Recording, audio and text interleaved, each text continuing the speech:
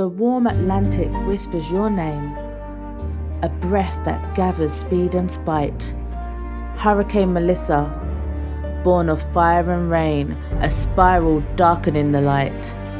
The sea, once glass, is torn and white, a furious, churning, hungry maw. Your eye, the calm within the fight, a moment silent, terrible awe. On fragile islands palms now bend, a low despairing cracking sound. This category 5, a slow motion end. Its wind, catastrophic, dark and profound.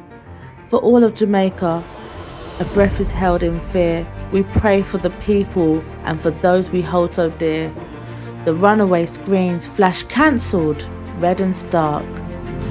1,000 travellers now cannot leave, stuck on the shore, trapped in the gathering dark. A sudden isolation they perceive. The surge, a tide of bitter grief, erases shores and swallows towns. Against your rage, whispered brief, plea that the morning sun look down. We wait for the weary, slow retreat, the draining water, the shattered pain, to count the cost of your wind-swept feet and start to build what you have slain.